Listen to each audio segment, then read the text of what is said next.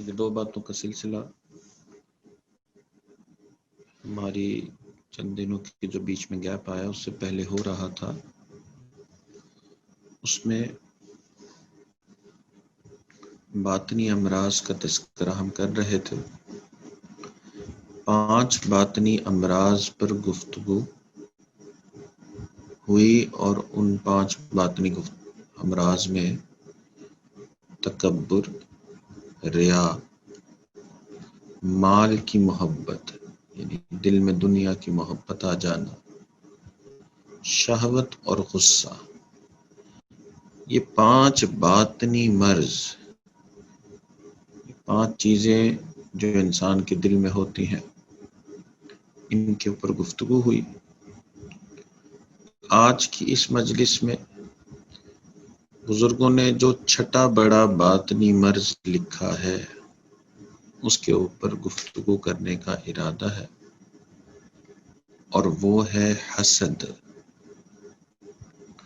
حسد کہتے ہیں کہ انسان کسی دوسرے کی نعمت کو دیکھ کر خوش نہ ہو، دوسرے کی نعمت کو دیکھ کر غمزدہ ہو جائے، وہ یہ چاہے کہ دوسرے کی نعمت جو ہے وہ ضائع ہو جائے، تو اس کو حسد کہتے ہیں. اب یہ کوئی نظر آنے والی چیز نہیں ہے، نظر آنے والا گناہ نہیں ہے، دل کے اندر چھپا ہوا جذبہ ہے، مگر ہے بڑا گناہ، چھوٹا گناہ نہیں ہے. نبی علیہ الصلوۃ والسلام نے فرمایا کہ حسد اور ایمان ایک دل میں جمع نہیں ہو سکتے. یعنی حسد والا شخص جو ہے اس کا ایمان جو ہے وہ بھی متزلزل ہو سکتا ہے. حسد اور ایمان ایک دل میں جمع نہیں ہو سکتے. بلکہ ایک حدیث میں آیا، نبی علیہ الصلوۃ والسلام نے ارشاد فرمایا کہ یہ حسد جو ہے وہ تمہارے اعمال کو کھا جانے والی چیز، حسد تمہارے اعمال کو اس طرح کھاتی ہے جیسے آگ لکڑی کو کھا جاتی ہے. اللہ اکبر. یعنی انسان نیک اعمال کرتا ہے، نماز پڑھی، روزہ رکھا، صدقہ کیا، حج کیا، یہ تمام نیکی والے اعمال کیے، مگر دل میں یہ جو حسد کا جذبہ لیے پھر رہے ہیں یہ نیک اعمال کو کھاتا جا رہا ہے. تو گناہ چھوٹا نہیں، بہت بڑا، مگر گناہ نظر آنے والا نہیں ہے، دل کے اندر کا جذبہ ہے. اور کیونکہ دل کے اندر کا جذبہ ہے، بہت سارے لوگ تسلیم بھی کئی مرتبہ نہیں کرتے کہ میرے یہ اندر یہ جذبہ موجود ہے، کہ میں کسی اور کے پاس نعمت دیکھ کر ناراض ہو جاتا ہوں، غصے میں آ جاتا ہوں، یا کم از کم پریشان ہو جاتا ہوں. ضروری نہیں ہے کہ ہر وقت جو ہے اس جذبے کا غلبہ رہے، ہر وقت انسان پر یہ گناہ سوار ہو. جب کبھی دوسروں کی نعمت کو وہ دیکھے گا یا اس کا خیال آئے گا، تب جو ہے اس میں یہ باطنی گناہ جو ہے، یہ باطنی مرض جو ہے یہ اجاگر ہوگا.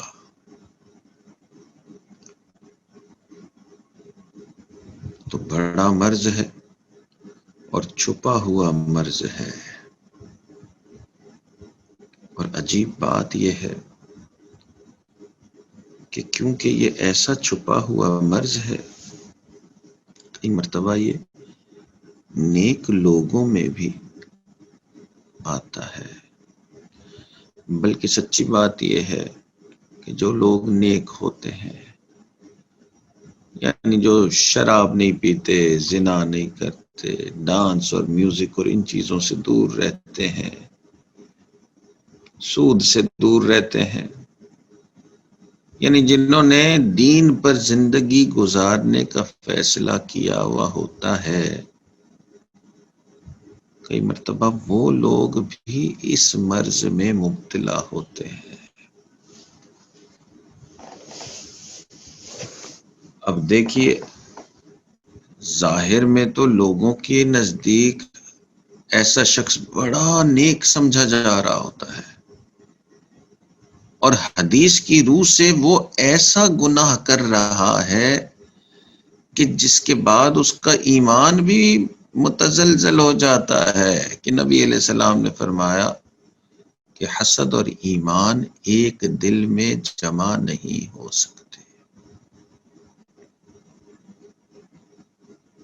تو بڑا گناہ ہے، اور کئی مرتبہ نیک لوگوں میں یہ داخل ہو جاتا ہے، اور کیونکہ یہ نظر آنے والی چیز نہیں ہے، اس لیے شیطان جو ہے وہ نیکوں کو، جنہوں نے نیکی پر زندگی گزارنے کا ارادہ کر لیا، ان کو اس گناہ میں ملوث کر دیتا ہے۔ چنانچہ قرآن پاک میں اللہ تعالیٰ نے یہ مثال دی کہ نیک لوگوں میں بھی یہ گناہ ہو سکتا ہے۔ کہ وقت کے نبی ہیں حضرت یعقوب علیہ السلام، اور ان کے بیٹے ہیں 11 بیٹے، اور انہوں نے حضرت یوسف علیہ السلام سے حسد کر لی۔ چنانچہ اللہ تعالیٰ فرما رہے اذ قال یوسف لأبیہ، کہ یوسف علیہ السلام نے اپنے والد سے کہا، فرمایا، عرض کی، یا ابتی انی رأیت احد عشر کوکبا والشمس والقمر رأیتهم لی ساجدین۔ حضرت یوسف علیہ السلام نے اپنے والد سے کہا کہ اے میرے والد، میں نے خواب میں دیکھا کہ 11 ستارے ہیں، اور ایک سورج ہے اور ایک چاند ہے جو مجھے سجدہ کر رہے ہیں۔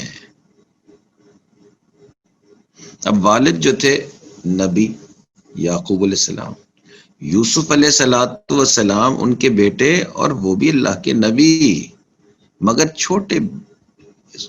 چھوٹی عمر تھی، ابھی بچے تھے۔ تو یہ خواب دیکھا، اس خواب کے دیکھنے پہ والد نے جب یہ خواب سنا تو فوراً بیٹے سے کہا، قال یا بنی، اے میرے بیٹے، لا تقصص رؤیاک علی اخوتک، یہ والا خواب اپنے بھائیوں کو نہ سنانا، فکیدوا لک کیدا، اگر تو نے یہ خواب بھائیوں کو سنایا نا تو وہ تو تمہارے خلاف سازشیں کرنا شروع کر دیں گے۔ کیوں بھائیوں کو خواب نہیں سنانے کا فرما رہے تھے حضرت یعقوب علیہ السلام؟ یہ جو انہوں نے دیکھا نا کہ 11 ستارے ہیں اور ایک چاند اور ایک سورج ہے، یہ 11 ستاروں سے مراد ان کے بھائی تھے، اور چاند اور سورج سے مراد جو ہے وہ ان کے والدین، کہ ساروں کو ایک نہ ایک دن تسلیم کرنا پڑے گا، جھکنا پڑے گا، لکھ رہا ہے نا کہ سجدے میں گر گئے، ساروں کو ایک نہ ایک دن تسلیم کرنا پڑے گا کہ یوسف علیہ السلام ایک برگزیدہ ہستی ہے۔ تو یہ اس خواب کی تعبیر تھی۔ باپ نے کہا بھائیوں کو نہیں سنانا یہ خواب، اور باپ یہ بھی کہہ رہا ہے جو اللہ کا نبی کہ فکیدوا لک، یہ سازشیں کریں گے، یہ خواب سنتے ہی تیرے خلاف اور سازشیں کریں گے۔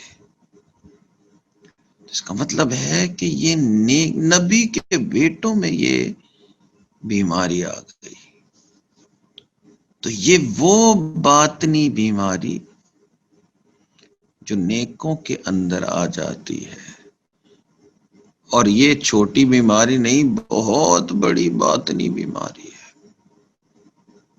چنانچہ جس کے اندر یہ بیماری پلتی ہے وہ پھر غیبت بھی کرتا ہے، بہتان بازی بھی کرتا ہے، چگلی بھی کرتا ہے، حتیٰ کہ جھوٹ بھی بولتا ہے، دوسروں کو نقصان بھی پہنچاتا ہے۔ چنانچہ قرآن پاک میں ہی اللہ تعالی نے بتایا کہ یوسف علیہ السلام کے بھائیوں نے حسد کیا کہ کیوں ان کا والد یوسف کو زیادہ محبت دیتا ہے۔ اس حسد کی بنیاد پر انہوں نے اتنے چھوٹے سے بچے کو کنویں میں ڈال دیا کہ تاکہ ہمارا والد ہم سے ہی محبت کرے۔ تو یہ حسد جو ہے، یہ ایسی بیماری جو انسان کو اور بڑے بڑے گناہ کرواتا ہے، اور حسد کرنے والا بڑا باطنی مریض ہوتا ہے۔ اللہ اکبر۔ تو ظاہراً نیک لگ سکتا ہے، حتیٰ کہ نبی کا بیٹا بھی ہو سکتا ہے، مگر یہ بیماری جو ہے اس کو اللہ سے بہت دور کر دیتی ہے۔ تو حسد کی بیماری بڑی بیماری ہے، اور یہ بیماری اگر اندر ہے تو انسان اس کی وجہ سے اور بڑے بڑے گناہ کرنا شروع کر دیتا ہے۔ اللہ تعالیٰ سے دعا ہے اللہ ہمیں اس حسد کی آگ سے محفوظ فرمائے۔ وآخر دعوانا الحمدللہ رب العالمین۔ دعا کر لیجئے۔ سبحان ربی العلی المحاب، اللہم صلی علی سیدنا محمد وعلی آل سیدنا محمد مبارک وسلم۔ اللہم انا نسألک علما نافعا وعملا متقبلا ولسانا ذاکرا وقلبا خاشعا ورزقا واسعا وشفاء من كل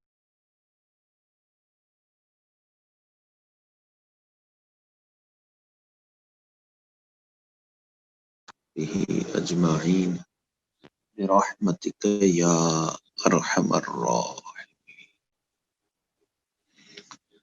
جزاکم اللہ۔